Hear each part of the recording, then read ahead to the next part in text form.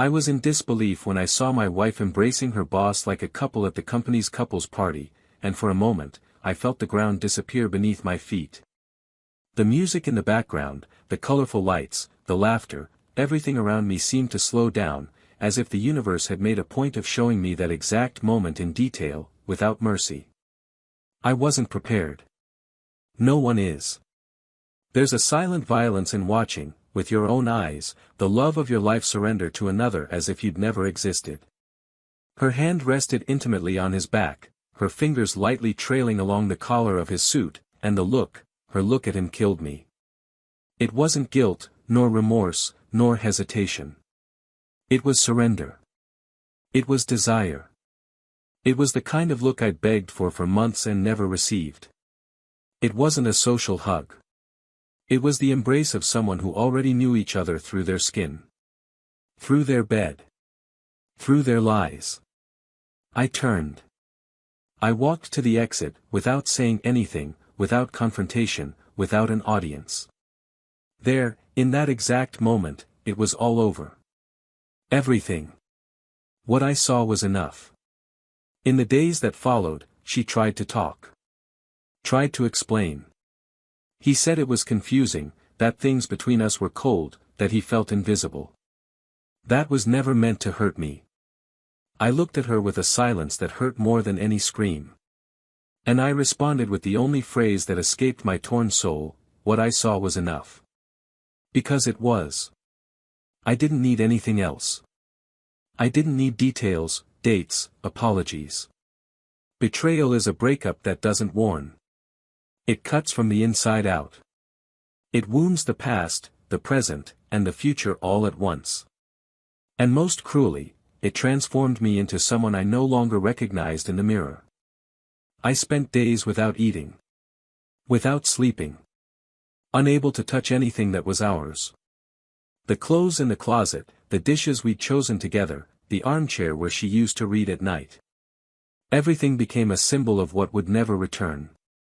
At some point, I cried in the bathroom with the door locked like a frightened child, afraid of the dark, but the dark was her. It was the love I believed I had, dissolved by an impulse, by a choice, by a moment she couldn't resist. What makes someone betray the one they love? What makes a person trade a story for a fantasy? She said she regretted it. That it was a mistake. That the boss never meant anything. But how can you believe words when you saw the gesture? When you felt the pain without needing translation? I loved her with everything I had. I was present. I was faithful.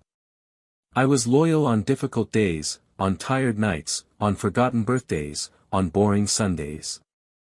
I was there. And she chose not to be. She betrayed me before touching me for the last time. She betrayed me when she started lying, when she started hiding her phone, when she stopped saying, "I love you," while looking me in the eye. The betrayal began long before bed.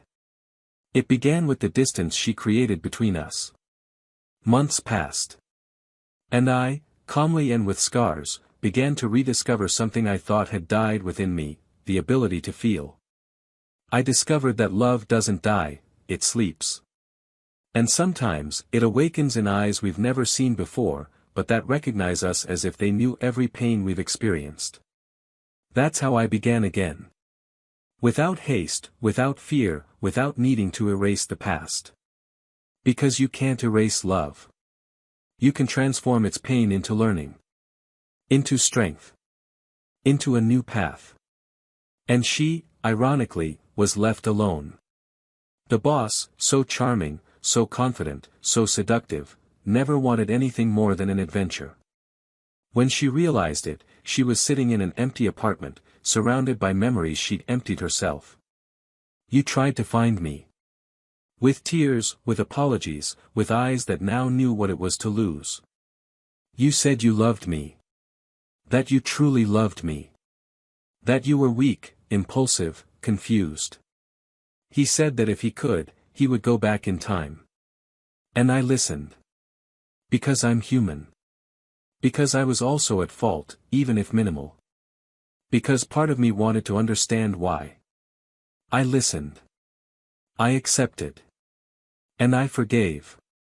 Not to start over. But to bring closure. To give dignity to what once united us. I'll never forget her words in that last conversation. She said she dreamed of me almost every night. And that in those dreams, there was always a moment when she wanted to call me, ask me to stay, but I disappeared. That the worst part was waking up and knowing it was true. That I was no longer there. That I was no longer hers. And that, more than losing me, she had lost herself too. I wanted to hug her. And I did. Because forgiving isn't forgetting. It's accepting that the pain existed, and that it transformed us. And in that hug, I understood everything. She was no longer the woman I loved. And I was no longer the man she betrayed. The peace we felt in that moment didn't come from a reunion, but from a farewell. A final farewell. Because some bonds break with a snap. And even if they try to mend, they never return to what they were. I learned that some people do love us. But they don't know how. And that sometimes the way we love hurts more than the absence of love. Today, we move forward in peace. Each on a path that no longer crosses. Not as couples. Just as friends. But not even that often. Because some stories need to end so others can begin. And it was like that, amidst goodbyes and scars, that I found love again in the eyes of someone who chooses me with loyalty, with presence, with soul. Someone who holds my hand not because they're afraid of losing me, but because they know exactly what they have. But the most unexpected thing of all came some time later, one morning, when she sent me a message. It was just one sentence: I still dream about you. But in the dream, you smile at another woman. And it was in that moment that I realized, the deepest punishment wasn't loneliness. It was realizing that the love she lost, still exists. But it's no longer hers. And the cruelest thing is that, when regret finally hit, I had already learned to smile again. Now, what she saw in her dream. It was my reality. Welcome to the channel. Here, no form of betrayal is romanticized, quite the opposite. All stories are fictional, but they reflect the harsh truth: cheating destroys loves, families, and lives. Our purpose is to show, with emotion and reality, the price of bad choices. Get ready to hear an intense, painful, and unforgettable story. Press play. The shock is about to begin. His name was Daniel, and she was Clara. They lived together for almost 9 years, though the feeling, to those observing them, was of a newly in love couple, the kind who still exchange glances across a crowded room, as if alone in the world. Daniel had a calm presence, the kind that doesn't impose itself through the volume of his voice, but through the firmness of his gestures and the way he listened before speaking. He worked in logistics planning at a mid-sized company, and his daily routine was marked by predictable routines, but he didn't complain. There was comfort in knowing what to expect the next day. Clara, on the other hand, was restless. She had a lively energy, a mind that jumped from idea to idea, and a natural charm that made people lean in slightly when she spoke, as if to absorb every word.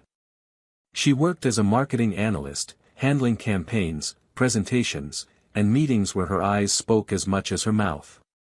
The home they shared was a reflection of what they had built together, modest, but full of small details that revealed care. Books stacked neatly on the shelves, photos displayed in simple frames, plants in strategic corners, a fern hanging on the porch, a pot of lavender in the bathroom, and in the kitchen, always the pleasant scent of something being calmly prepared. They divided the chores without arguing, alternating cooking and cleaning, sweeping and shopping. It wasn't that they were perfect, they fought, sometimes over trivial matters, sometimes out of exhaustion, but they always ended arguments with a touch, a hug, a promise to do better. Daniel was the type to leave post-it notes around the house, while Clara would often send long audio messages when she missed him, even if he would only listen to them at the end of the workday.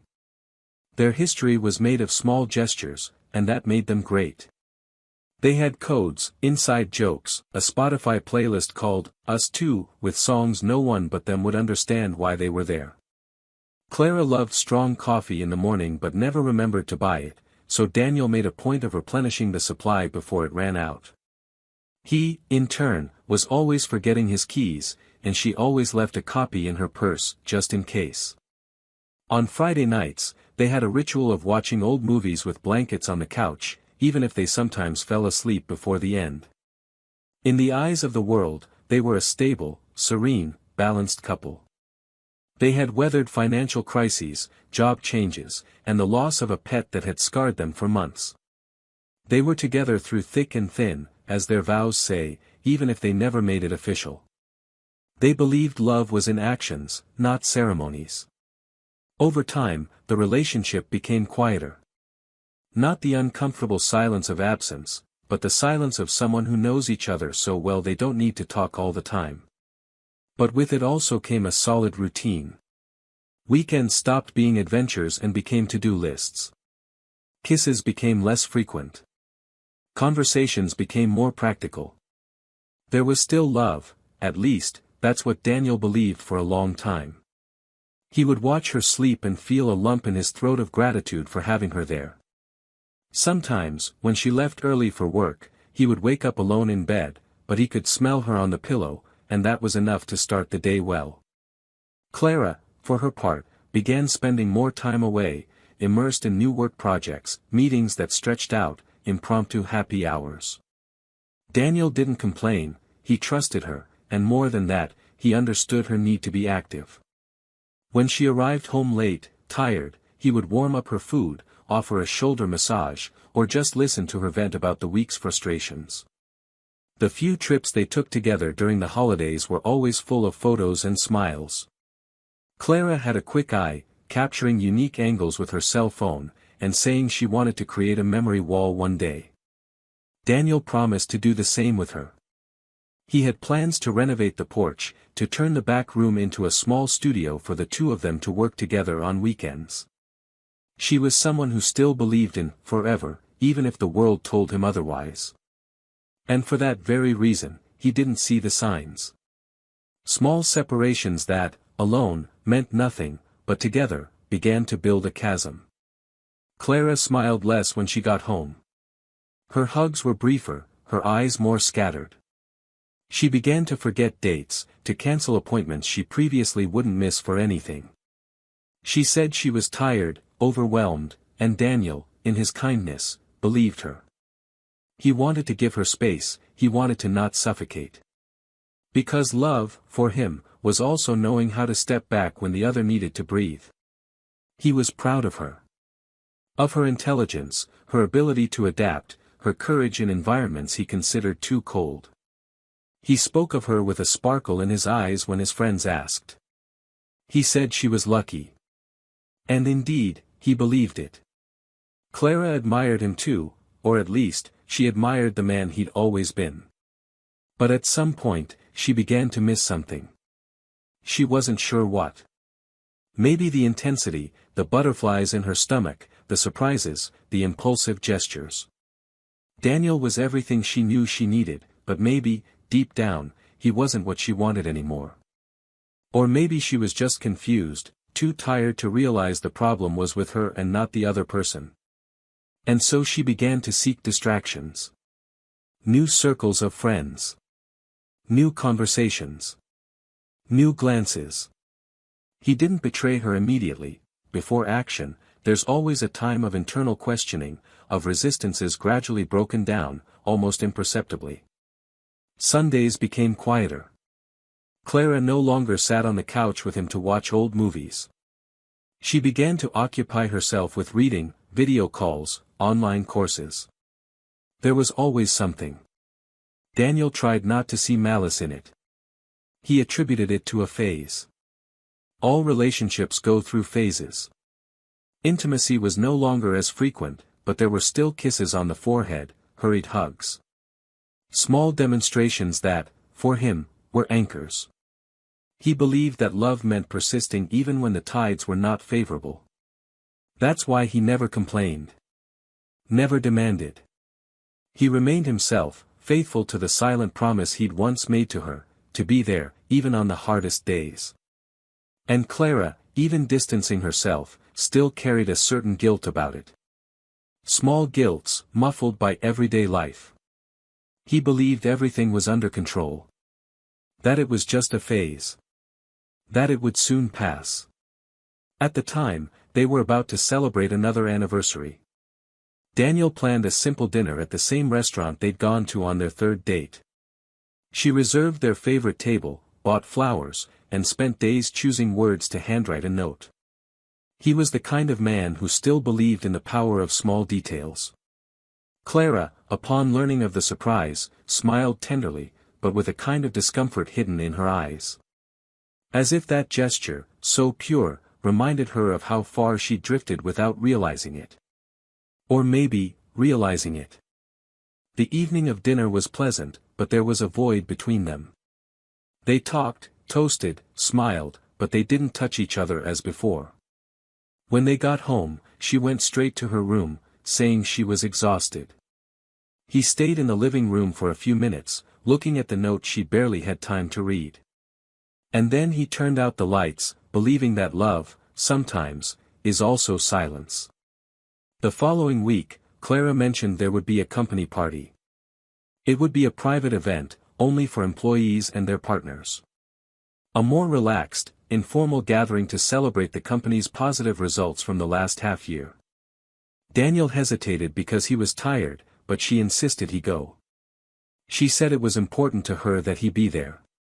And he, once again, relented. He wanted to be part of her world. He wanted her to know he still chose her, even when the sparkle in his eyes was no longer the same. The day of the party arrived. Daniel put on his best shirt, sprayed on perfume, and practiced smiles in front of the mirror. Clara looked beautiful. She wore an elegant dress, light makeup, and her hair tied back with a charm he adored. They entered the ballroom together, amid greetings, music, and soft lights. They chatted with a few people, had drinks, and danced to a song or two. For a few moments, he felt like everything was falling into place. That maybe it really was a phase. That maybe, just maybe, love was there, waiting to be rekindled. But there was something in the air. A hidden tension. An unease he couldn't quite name at the time. A look she averted.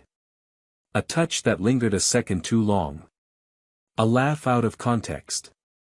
Small fragments that, on their own, seemed banal, but would begin to fit together like a cruel puzzle. Daniel didn't know it, but in that brightly lit room, amidst laughter and toasts, his life was about to change forever. And it was there, in the middle of some dance, between one step and the next, that something in him began to grow restless. As if his soul, even before his eyes, sensed something was off. Very off. But it was still too early to understand. Too early to accept. After all, when you truly love, you're always the last to notice. But the truth was already in the air. And what would come next? It would be what would define everything. The night of the party seemed to have passed, like another work event over, the kind you forget as the days go by. But for Daniel, something had changed. He didn't know what, couldn't explain it, but he began to pay more attention to the details. It wasn't distrust, it was instinct. A subtle discomfort, like a note off key in a song you know well. Clara, in the following days, maintained the same routine, waking up early, leaving in a hurry, returning with a tired face and a weary smile that didn't reach her eyes. Daniel tried to push his thoughts away.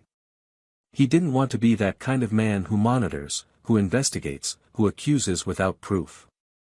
It wasn't part of who he was. He wanted to trust. He wanted everything to go back to the way it was, but little by little, he began to realize that the past might never have been what he thought it was. On Monday morning, Clara left her phone on the kitchen table while she made coffee. A notification rang, and for a second, the screen showed a preview message with a heart at the end. It wasn't the name of a friend, nor a coworker he knew. When she realized he'd seen it, she quickly closed the tab and forced a laugh, saying it was from a friend at the agency, a silly joke. Daniel smiled, but inside, an alarm rang. He didn't say anything. Not then. He just registered it. In the days that followed, he began to notice the distance growing. Not in direct gestures, but in silent absences. She no longer asked how his day was, and when he tried to strike up a conversation, she always seemed in a hurry. She started sleeping later, saying she had to work on the computer. Saturday lunches were replaced by appointments, and even Sundays, which were the only time they had together, began to feel empty. Daniel found himself alone more often than he would have liked. He began eating in front of the television, answering his own questions at dinner, sleeping facing away in bed. He felt invisible, like a shadow in his own house.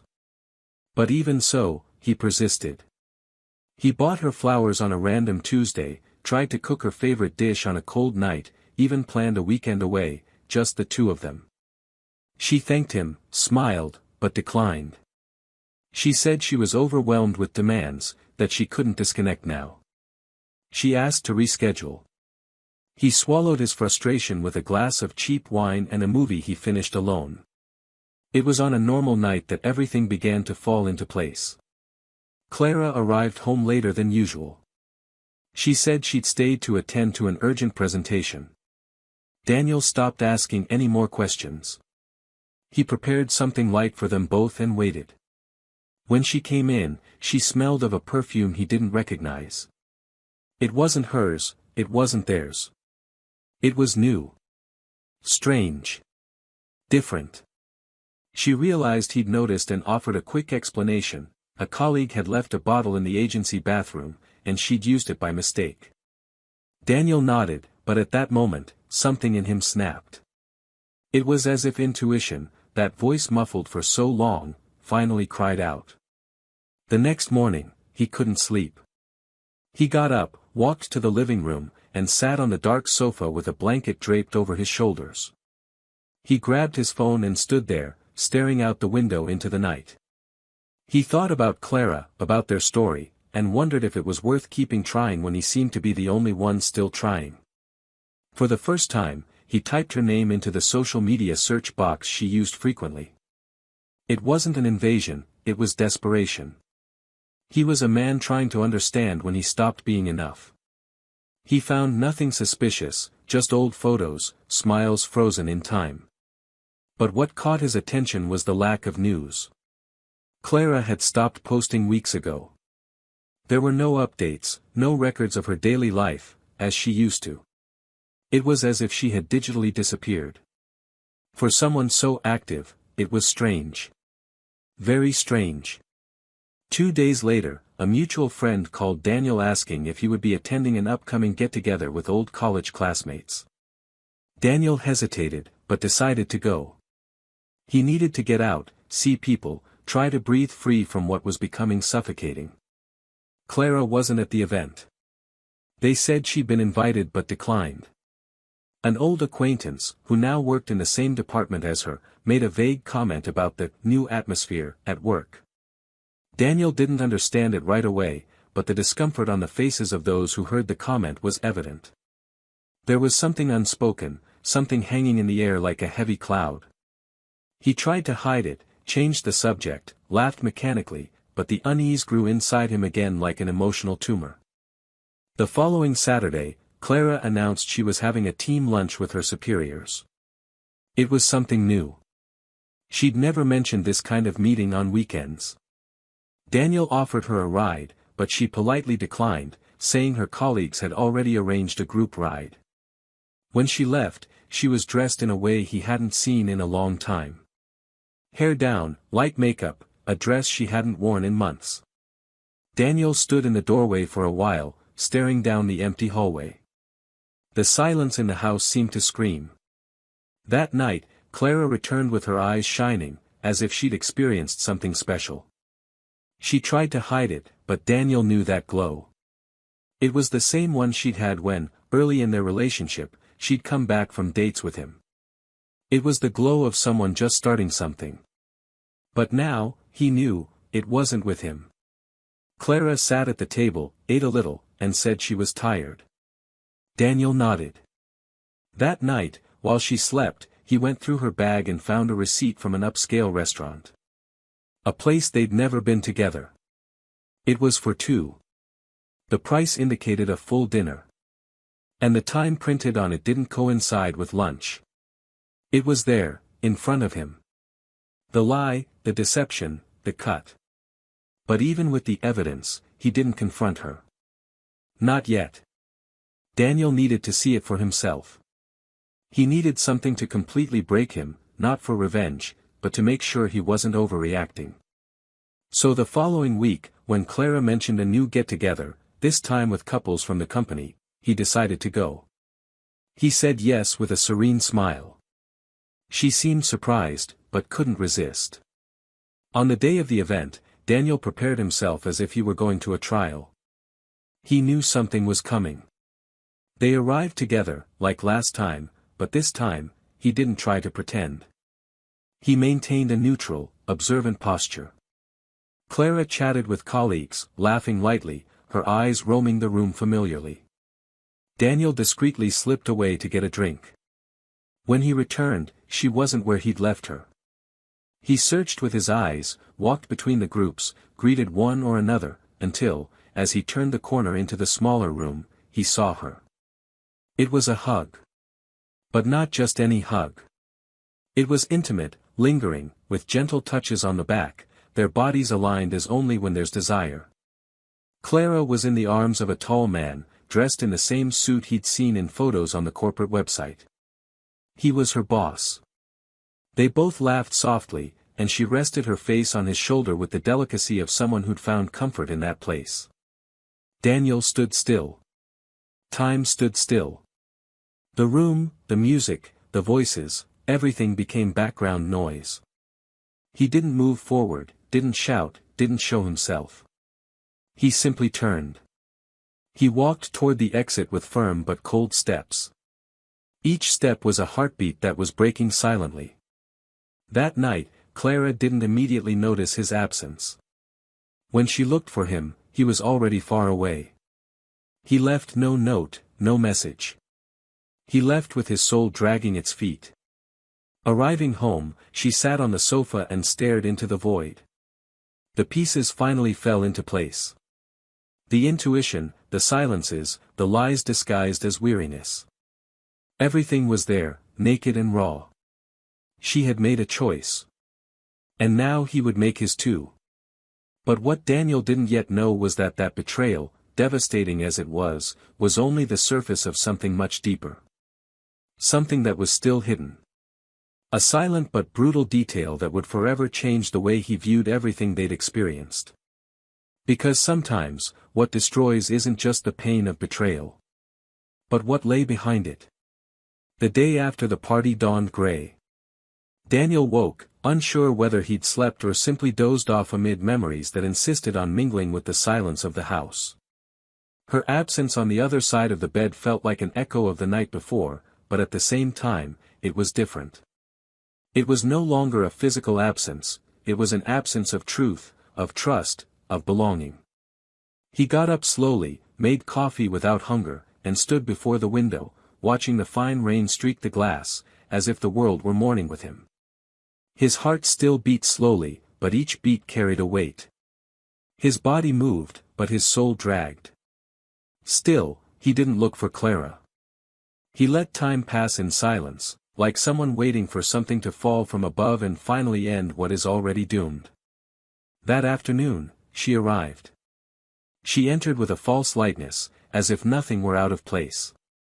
But one look was enough to tell her something had changed. Daniel was different. He was too quiet. He was too calm. Clara tried to make conversation, comment on the weather, talk about the traffic, as if words could fill in the holes she herself had dug. He just listened, without responding immediately, and that unsettled her. Deep down, she knew the curtain had fallen. She asked if he was okay. He said yes. After a long silence, she sat across from him, her hands trembling on her knees. She said she wanted to talk. That she needed to explain. That maybe he had misunderstood, but there were still things he didn't know. Daniel crossed his arms and held her gaze steadily. He begged her to speak. Clara took a deep breath. She said what he saw wasn't what it seemed. That there were mixed feelings, impulsive moments, and that she had lost control. She said she didn't want to hurt him, that she was going through a difficult time emotionally, that she felt disconnected, but that nothing had been planned. The words came out quickly, jumbled, as if they could fill the space between them. Daniel listened without interrupting. When she finished, he simply said that what he saw was enough. That he didn't need any more explanations. Clara stared at him in silence, and for the first time since it all began, tears fell. She said she was sorry. That she regretted it. That she would do anything to make things right. But he wasn't there anymore. Not in the same way. In the following days, she tried to stay present. She cooked, cleaned the house, and texted during work hours. But it all felt staged. Daniel went about his routine with detachment. He was there physically, but his soul was already searching for a new place to rest. And it was in this state of absence that, one night, he found something that would change everything forever. He was searching for a charger in Clara's room when he saw a small, dark wooden box at the back of the drawer. It wasn't an ordinary box. It had gold details, a delicate clasp. Something about that box awakened something in him. As if the story hadn't finished hurting him yet.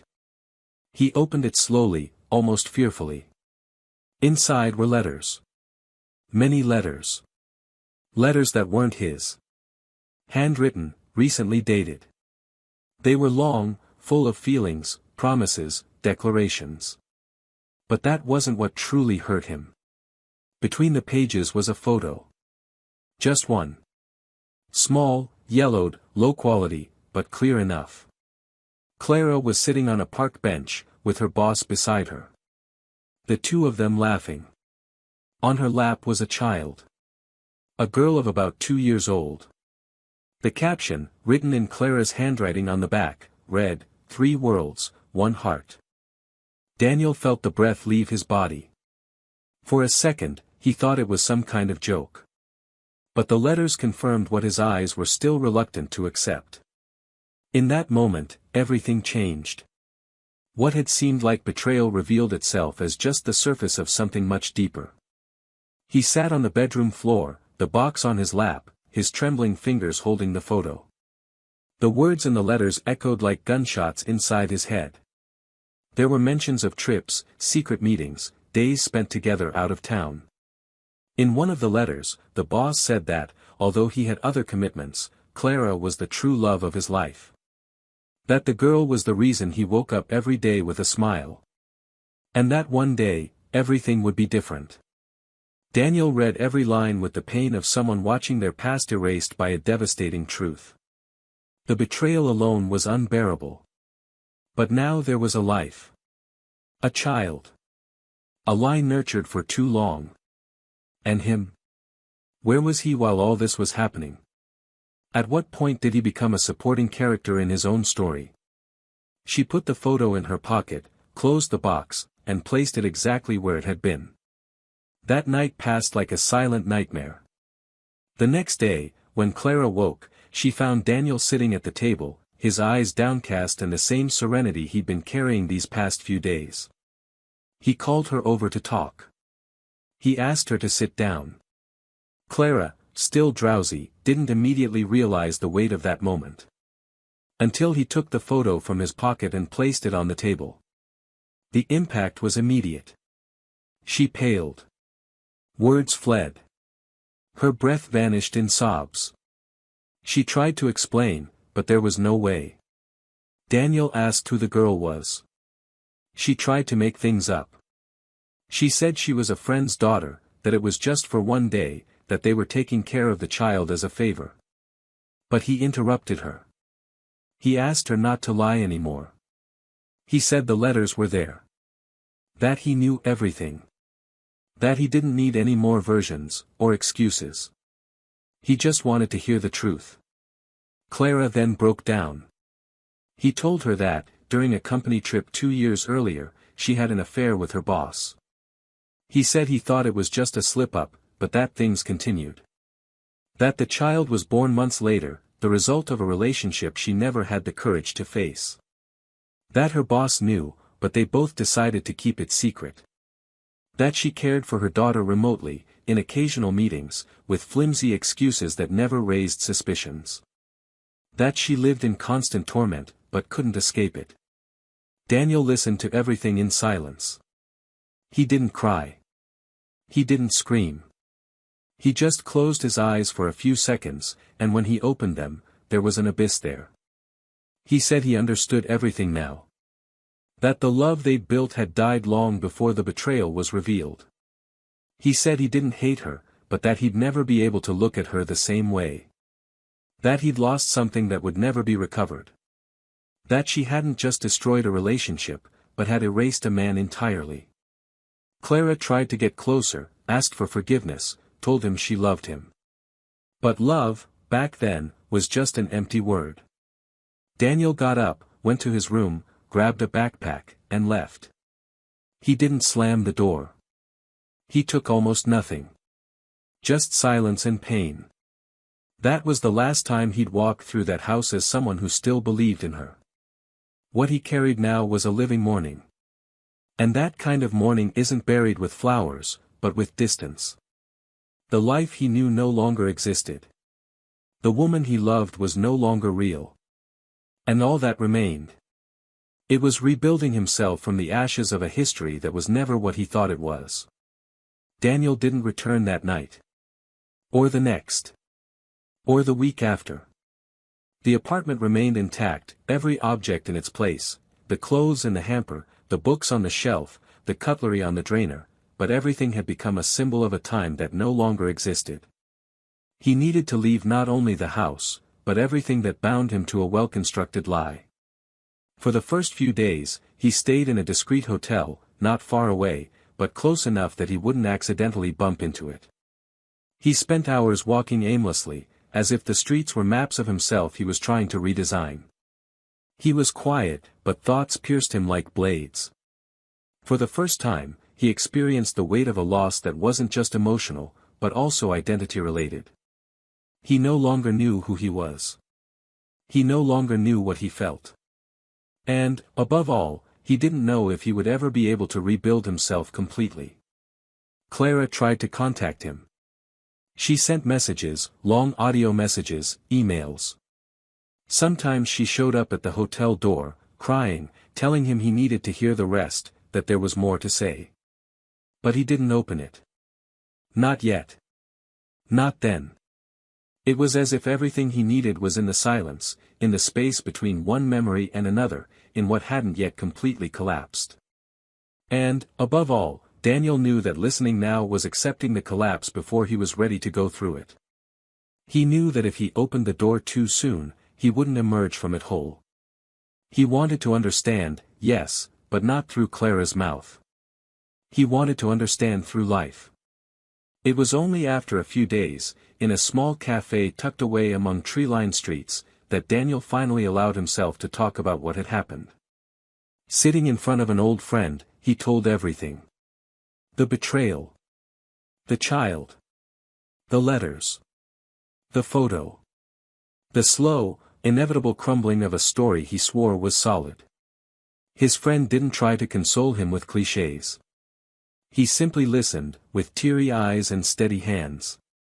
He said he'd never imagined Clara was capable of such a thing, but that sometimes love doesn't fail, it's people who do. Daniel nodded. In that moment, I didn't want answers. I just wanted to breathe amidst the rubble. To know that someone understood his pain without trying to erase or reverse it. 2 months passed. The divorce was finalized. Clara gave in to reality without resistance. At first, she tried to fight, but with each refused visit, each ignored message, each maintained silence, she began to understand that Daniel wasn't just hurt. He was too wounded to return. So she began to delve into what was left. She began to visit her daughter more often, but she couldn't see in the child's eyes the love a mother should naturally have. Everything seemed mixed with guilt, shame, and a remorse that grew like roots breaking through concrete. The chief, now the child's father, was still involved, but always at a distance. I had other priorities, other connections, other lives. Clara was alone. And alone, she had to deal with the version of herself she had so avoided. The woman who destroyed the love of a man of integrity. The woman who betrayed not just a partner, but an entire history. One morning, Clara sent Daniel one last message. Not to ask for anything, but to say she was ready. That if he accepted, she wanted to talk, head on, with everything out in the open. Without expecting forgiveness. Without hope of a return. Just for the right to explain. Daniel took a day to respond. He accepted. But he suggested a neutral location. No home, no restaurants. They chose a park. A bench in the shade of an ancient tree, away from the noise of children and the rush of the running trails. It was Saturday afternoon. Clara arrived first. She was visibly thinner, her face drawn, her eyes downcast. Daniel arrived with firm but not cold steps. His face had the serenity of someone who came not for justification, but for closure. She was the first to speak. He began by saying that, yes, everything he saw was true. That he hid his daughter out of fear, cowardice, and an inability to cope with his own choice. She said that, for a long time, she believed she could live divided between two worlds, the home that provided security, and the passion that fueled an illusion. But that, deep down, she always knew it would end. He said he tried to break up with his boss countless times, that he tried to leave everything behind, but each attempt was stifled by guilt and false promises. He said he never stopped loving Daniel, but that he began to love in a distorted way, with fear, with attachment, not with truth. Daniel listened to her without interrupting. Until, at a certain point, he asked why she simply didn't tell him. Why she preferred to keep everything hidden even after the child was born. Clara cried. She said she didn't know. That each day that passed without telling her made it more impossible to go back. That regret came before courage. And that afterward, there was no way to fix it. She said she hated herself for it. That she looked in the mirror every day and wondered at what point she had stopped being the woman Daniel loved and transformed into someone he could barely bear to look at. Daniel took a deep breath. He said she was right about one thing, he couldn't look at her the same way anymore. Not because he hated her, but because something was broken. Something that couldn't be rebuilt. He said he carried a deep pain inside him, but that he was learning to accept it. And that now, after hearing everything, he realized that there was, indeed, a part of her that still existed in his fond memories. But that it wasn't enough to revive what had been buried. She smiled through her tears and thanked him. She said that was all she needed. For him to know that, despite everything, she recognized the extraordinary man he was. And that she regretted, with what little dignity she had left, having lost him. After that encounter, Daniel never looked for her again. Not out of resentment, but because he finally had everything he needed to move on. He resumed his life calmly but firmly. He returned to work with dedication, resumed his walking habit, and reconnected with friends. On one of these walks, he met someone. A simple woman with a light smile who seemed to have the ability to listen even in silence. Little by little, the two began to talk, exchange coffee, and share stories. There was no rush, no anxiety. Everything was light, but genuine. For the first time in a long time, Daniel smiled authentically again. He looked into someone's eyes again with the certainty that there was a safe space to rest. Months passed. A new apartment. A new routine. A new hope. Clara, for her part, followed a different path. She devoted herself more deeply to her daughter, tried to rebuild her identity, and sought to understand her choices without victimizing herself. There was still pain, still regret, but there was also a seed of maturity born from the ruin. She understood that she had lost not only a partner, but the mirror that reminded her of who she once was. She now lived with the awareness of what she had lost. And with the certainty that, sometimes, we lose forever. And one afternoon, years later, Clara happened to see Daniel. He was walking with the woman beside him, hand in hand, laughing at something she had said. They stopped in front of a flower stand. She chose a yellow rose and handed it to him with a kiss on the cheek. Daniel accepted it, smiling. The same serene smile Clara knew, but now, it was no longer hers. They didn't meet eyes. There were no words. Just a moment in which she knew, without a doubt, that he had rebuilt his life. That he had won. And that night, Clara dreamed of him. As she did from time to time. But this time, it was different. She dreamed they were in an open field, sitting by a lake. She told him she still loved him. And he smiled tenderly. But then he got up, walked over to a woman watching her from afar, and embraced her. In the dream, Clara cried out his name. But he didn't look back. He just disappeared into the trees. And she woke up, alone. This was the dream she would have for the next few nights. A dream where the love she lost still existed, but where she was no longer a part of it. And that was the cruelest thing of all. The morning after their reunion in the park, Daniel woke with a different feeling. It wasn't relief, nor was it victory, but there was a new silence, less noisy, almost dignified. For the first time since everything fell apart, he felt the pain beginning to give way to something else, not yet happiness, but perhaps a respite. He had allowed himself to listen, had faced eyes that had previously betrayed him with silence, and now, filled with regret, sought redemption. But redemption, he knew, is not something you ask for, it's something you build. And Clara, despite having faced the consequences of what she had caused, still carried the weight of choices that could not be undone. What united them, now, was only the shadow of what had once existed with brilliance. And that shadow was no place to live. In the following days, Daniel began to reorganize his routine. Small habits changed. He began walking at different times, visiting different places, and opening up to conversations with people who had previously been mere elements of the landscape. The presence of the new woman in his life, who still didn't have a definitive name in his heart but was beginning to occupy a significant space, brought him an unexpected understanding. She didn't fill the hole left by Clara, she wasn't an emotional substitute, nor was she an escape. She was a real, present presence, making him feel seen without pressure, desired without guilt, welcomed without judgment. With her, he rediscovered the lightness of simply being himself, without the burden of having to sustain a crumbling relationship. Conversations flowed, silences were comfortable, and smiles came spontaneously, not as an attempt to mask something. Meanwhile, Clara plunged into a painful process of reconstruction. Visits to her daughter became more frequent, but fraught with guilt that couldn't be dissolved by affection. She looked at her daughter and saw in her a mixture of mistake and life, regret and continuity.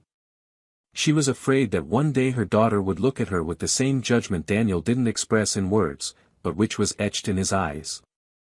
Motherhood, which could have been a path to redemption, became an uncomfortable mirror. She tried to compensate with presence, but the absence of those early years left invisible scars. It wasn't rejection of the girl, who was still too young to understand the complexities of adults, but there was emotional distance. Clara felt like a stranger in her own motherhood. And that hurt in a different way. One day, she decided to seek help. She started therapy, not because she wanted to forget what she had done, but because she needed to understand how she got there. She discovered that her betrayal didn't begin in her boss's bed, but long before, in small omissions, in unspoken silences, in accumulated frustrations that turned into bad decisions. She realized she tried to live divided because she couldn't face her own emptiness. And she understood, with bitter regret, that she had hurt the only person who truly loved her for who she was, not for who she pretended to be. The days became constant mirrors. And each reflection forced her to face versions of herself she preferred not to acknowledge. Daniel, in turn, began to write. He had always had the habit of jotting down thoughts, but now his words took on a new depth. He transformed experiences into chronicles, feelings into short poems, reflections into texts that, little by little, began to be shared on social media. He wasn't seeking an audience, just expression. But, curiously, the words found readers. People who saw themselves between the lines, who were moved by the raw sincerity of someone who loved, was betrayed, and chose to forgive, not to get back together, but to move on in peace. Some texts gained unexpected traction. Comments came from strangers saying that his words helped them understand their own pain. Daniel didn't see himself as an example, but he understood the power of transforming wounds into language. It didn't heal, but it healed in a lighter way. One day, in one of these posts, he wrote something that resonated strongly with his moment. Some stories end not because they no longer had love, but because they lacked the courage to care for love while it was still alive. And when courage arrives late, all that remains is memory. Clara read this text. She recognized herself in every syllable. She didn't like it, didn't comment, didn't share it. She simply read it and cried alone, sitting on a bench in an empty square, while her daughter played with leaves on the ground. It was a silent, mature cry, of someone who knew she would no longer have what she lost, but who, even so, would carry it with a kind of sad dignity. Some acquaintances, upon seeing Daniel with another woman, commented in hushed tones. Many thought he had recovered too quickly. Others, that he deserved to be happy. He listened, but didn't absorb. He knew that people's time is not the time of pain. And only those who have lived through a fire know what burned and what remained standing. The new woman in his life respected his silences, his pauses, his fears. And, above all, she didn't make him feel he needed to forget Clara to love her. There was room for everything, including the scars he still carried. The moral dilemma became increasingly clear. Clara, even remorseful, became a tragic example of what poorly resolved choices can lead to. And Daniel, even wounded, showed that it is possible to move on without harboring resentment. But the question that lingered was, does forgiveness, even granted, truly redeem the betrayer? Or does it only offer relief to the one who forgives? Clara wanted to redeem herself. Not to return, but to be a better person for her daughter, for the few friends she had left, for herself. But Daniel's forgiveness, though valuable, didn't free her from the mirror. It didn't erase the empty dawns, the interrupted dreams, the echo of his name she repeated when she caught herself distracted. Had she forgiven herself? Not yet. And perhaps she never would. Daniel, on the other hand, found himself at another crossroads, whether to allow pain to shape his future or accept that the past, however significant, didn't define everything. Gradually, he realized he no longer needed to look back. And it was at that moment that he decided to close, once and for all, the last pending cycle. He returned to his old apartment. Alone. The house was empty, the furniture covered with sheets, as if they had also been asleep since he left. He walked through each room as if visiting a museum of himself. He stopped in the living room, took a deep breath, and calmly began packing what was his. Photographs, personal belongings, small items that still remained. In a smaller box, he found an envelope in his handwriting. It was a letter he had written to Clara early in their relationship, full of promises and plans. He read it silently, folded it again, and put it away. But he didn't take it with him. He left it on the table. It was a silent farewell, without spoken words. A gesture that said, this was real, but it isn't anymore. Clara knew he'd been there. She found the letter on the table and cried. But she didn't call. She didn't text. She understood that sometimes the deepest love is the one that doesn't insist. That respects the end. That leaves with dignity. She knew Daniel had turned a page she could no longer write. And, strangely, there was a bittersweet peace in that. She would move on with her life. She would try to be a better mother. A more conscious woman. She would no longer seek redemption in anyone. Only in herself. And all the while, Daniel walked hand in hand with someone who didn't know his past in detail, but who cared about the man he had become. The two talked about simple projects, a short trip, a new book, a recipe for the weekend. Nothing grand, but all filled with truth. And perhaps this was what Daniel had always sought, a simple life, full of meaning. Without lies, without masks, without half-truths. He didn't want to forget what he'd experienced with Clara, but he wanted it to no longer define who he was. And now, perhaps for the first time, he was succeeding. The story continued. There were still steps to take. But the worst was over. The hurricane had already taken what it needed to take. And what remained now, was the path forward. Over time, life took the form of a river flowing again even after being dammed for so long. Daniel began to breathe more easily, and there were days when he didn't even think about Clara, not out of contempt, but because the pain began to dissolve into memory, no longer a wound. He had moved again, this time to a smaller apartment, but with natural light, plants everywhere, and walls still empty, waiting for new stories. Every object inside had been chosen carefully, with the precision of someone who understands that a space needs to reflect what one is inside: serenity, simplicity, and presence. The woman he had met months earlier was increasingly present. Casual encounters became planned dinners, then shared weekends, until, naturally, things fell into place. It wasn't an overwhelming passion like those marked by excess, but a silent, almost shy love, that arrived with respect and established itself steadily. She never asked about Clara in detail. She knew there was a story there, but she didn't want to intrude. And Daniel, in turn, felt he didn't need to justify his past to allow himself a new future. The trust between them grew not because of what was said, but because of what didn't need explaining. It was the kind of relationship that moved with affection, not urgency. She made him laugh again, that free, almost silly laugh he thought he'd lost forever. And when she looked at him, Daniel saw a different look in her eyes, lighter, more whole, more himself. Sometimes he found himself wondering how it was possible to have loved one woman so much in the past and now be opening himself up to love another so truly, so differently. It was as if love truly had many faces, and none of them were less than the other, just different.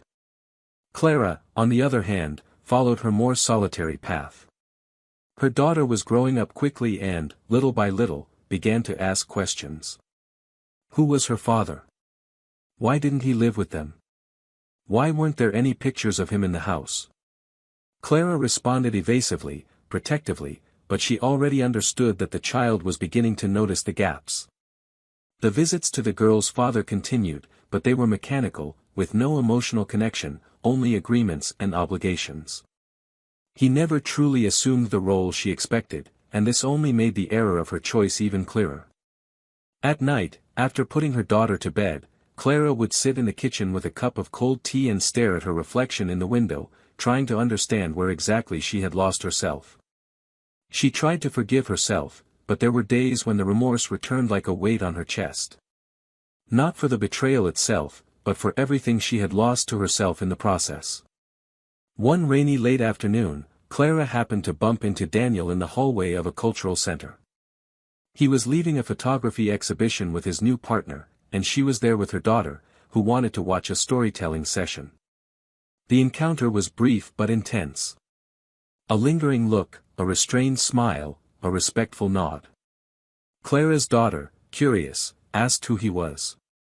She replied that he was an old friend. Daniel listened and simply nodded with a smile. It wasn't a lie, but it wasn't true either. It was the most dignified way she could find to preserve the past without tarnishing the present. Daniel continued walking with his new partner, who didn't ask anything about the scene. She simply held his hand tighter, as if to say she was there and didn't need to understand everything to stay. The following week, Clara decided to write a letter to Daniel. Not to deliver it. Just to write. It was an inner need to express everything that still consumed her. The words came between suppressed sobs, a confession no longer intended as reconciliation, but as a silent plea to let him know that, even from afar, she admired him. She said she now understood that love isn't what we feel, it's what we cherish. That she was afraid, and fear made her run away, but that running away was the most cowardly choice she could have made. She asked him never to think their love wasn't real, because it was. And it was so strong, she couldn't bear it. She asked, above all, that he be happy. With whomever. Wherever. But that he be truly happy. Daniel never read this letter. It remained hidden in Clara's desk drawer, among old notebooks and forgotten documents. But somehow, he seemed to know. The silence between them was no longer filled with hurt, but with acceptance. There was an implicit understanding that stories that hurt can also teach. Daniel understood that Clara had been an important, perhaps even essential, chapter in his becoming the man he was now. But there was no longer room for her in his life. Not like that. He had ended this cycle with the respect due to those who once loved, but also with the firmness of someone who has learned not to abandon themselves for anyone. And it was in this space of reconstruction that a new dilemma began to emerge. The new woman in Daniel's life, after months of a serene and healthy relationship, began to express doubts. Not about him, but about what it meant to live alongside someone who came from such an intense history. She loved Daniel, but wondered if the space Clara occupied still cast shadows on her present. Daniel, sensing her insecurity, decided not to shy away. He called her for a long conversation. They sat on the couch at home, without distractions, and he opened his heart as he had rarely done before. He said that Clara was a love that marked him deeply, that left scars, but that the scars no longer hurt. And that, with her, with the woman before him, he had learned that love can also be light. He said he didn't need to forget to move on, that forgetting is not a sign of healing. Healing lay in living the present truthfully, without denying what had happened, but without imprisoning himself by it. She listened attentively. And finally, with tears in her eyes, she said she wasn't afraid of his past. She was afraid of not being enough for the future. Daniel held her hands firmly and said that what makes a love enough isn't the past you carry, but the daily choice to stay, even when you know the other person's pain. He said she was the first person in a long time who made him feel peace upon waking. And that there was nothing truer than that. That night, they made no promises. They simply lay side by side, silent, their hands intertwined. The world outside remained the same, but inside that room, two souls found themselves in a new place, the place of rebuilding after the abyss. And in that moment, Daniel knew for certain that true love isn't the kind that never hurts us, but the kind that finds us after the pain and welcomes us without asking us to hide the scars. Meanwhile, Clara, in another part of town, was rocking her daughter to sleep. She was humming an old song, the kind only mothers know, and the girl, already heavy-eyed, asked if she was sad. Clara replied no.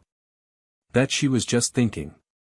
And her daughter, with the innocence of someone who doesn't yet understand the weight of choices, asked if she had ever loved someone very, very deeply. Clara was silent for a few seconds and then replied yes. That she had loved deeply. And that, because of that, she learned the importance of caring for what you love. The girl yawned, smiled, and fell asleep. That morning, Clara dreamed of Daniel again. But this time, there was no pain in the dream. They were at a train station. She waved, and he departed. Smiling. Without hurt, without haste. And for the first time, she felt no despair. Only acceptance. The train disappeared into the distance, and Clara remained on the platform, her eyes fixed on the horizon. She knew life would go on. In a different way. And that the hardest part was over. She knew, above all, that there are loves that, even lost, still transform us. And that, as painful as it was already a form of peace. 2 years passed. Time, which had seemed frozen in the pain of before, now moved forward with firm and relentless steps. Life had moved on, but in completely different directions for each of them. Daniel, now 37, was experiencing a period of emotional stability he never imagined he would experience after what he had endured. He was married to the woman who helped him find himself again, and for the first time in a long time, he felt that the peace he experienced in ordinary days was the greatest gift life could offer. He no longer sought unbridled intensity or grandiose displays. What fulfilled him now were the silent coffees in the morning, the conversations at the end of the day, the feeling of being able to close his eyes next to someone who offered security, truth, and presence. He no longer remembered everything he had experienced with Clara with pain, but rather with a bitter respect, like someone looking at an old scar and realizing it was part of a battle won. The texts he wrote, once filled with pain and reflection, now took on a softer tone, about everyday life, light-hearted encounters, and mature love. Social media still followed him, but he wrote more for pleasure than out of a need to vent. His readers saw him as someone who had overcome. But only he knew how many nights of despair it took for that to become a reality. His new wife, in turn, was a beacon of light in his life. She never tried to erase Daniel's past or take anyone else's place. She simply built something new alongside him, where affection was cultivated with patience and truth. She knew he was coming from a place of deep pain, but she also knew that the man by her side was not defined by that pain, but by how he chose to move forward. Their wedding was simple, unostentatious, yet filled with meaning. It wasn't a party, but an intimate moment, among a few friends, on a late afternoon by the sea, with sincere vows said hand in hand. Daniel cried as he said his vows. Not out of sadness, but out of gratitude. For the chance to love again, for the chance to rebuild himself. And as he looked into the eyes of the woman beside him, he knew that everything he had experienced before had served to prepare him for this moment. He was, finally, whole. And happy. Clara, on the other hand, faced life differently. She continued to live in the same neighborhood, but her reality had changed. The financial stability she had enjoyed when she was with her boss disappeared after their relationship ended. He, contrary to his promises, withdrew completely after she began pressuring him for more involvement in raising their daughter. Visits became rare, financial support was reduced to minimal obligations, and Clara realized, too late, that she was alone not only emotionally but also as a mother. She worked alternative jobs, juggled schedules to care for her daughter, and still tried to keep her head up. However, despite all her efforts, there were nights when she cried silently, sitting on the kitchen floor, listening to her daughter sleep in the next room. It wasn't regret for being abandoned by her lover, but for having destroyed the home that could have been hers forever. She began writing in diaries. She didn't publish anything, she didn't seek applause. She simply wrote to keep from going mad. And in many of those pages, she described Daniel not with guilt, but with respect. She wrote about the man she lost, about the love she couldn't cherish, about the silence he maintained even when he had every reason to scream. Her daughter, now 5 years old, was her strength. Clara dedicated herself to her with everything she had, and although she knew the past could not be erased, she tried to build a more dignified future for her. She wanted her daughter to grow up with values she herself had neglected at some point. Motherhood, born of error, was now her daily attempt at rightness. But there was something in her that would never return to what it was. Perhaps hope, perhaps lightness. It was as if she always lived a little in the past, comparing what she has with what she lost. She never loved anyone again. She never gave herself up. Some men passed by, but none stayed. Because, deep down, she knew, no one would look at her the way Daniel did. No one would listen to her with the calm he did. No one would choose her as often as he did.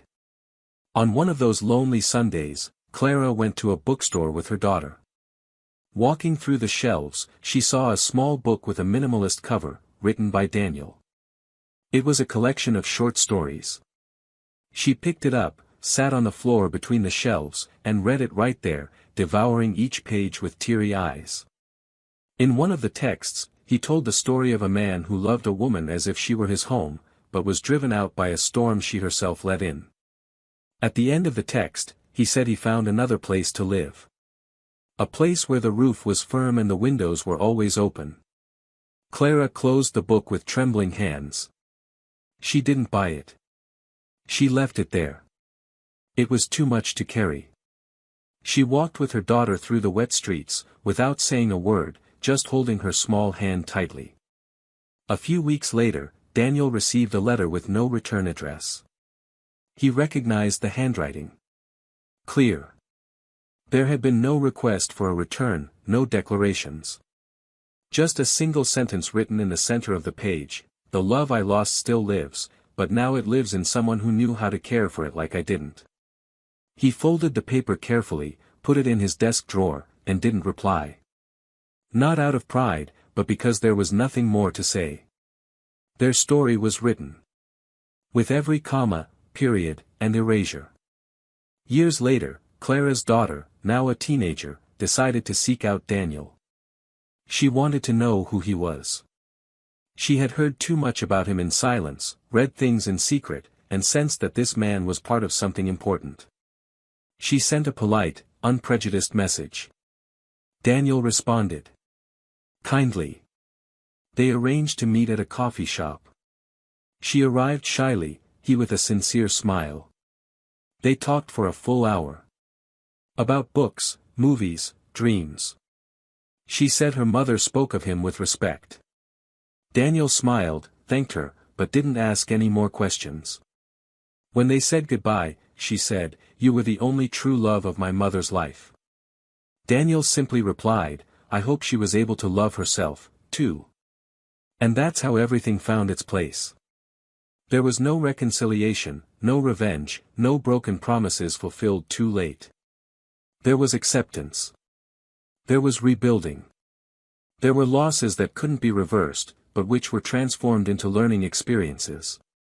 Daniel moved on with his life alongside those who arrived after the storm and decided to stay.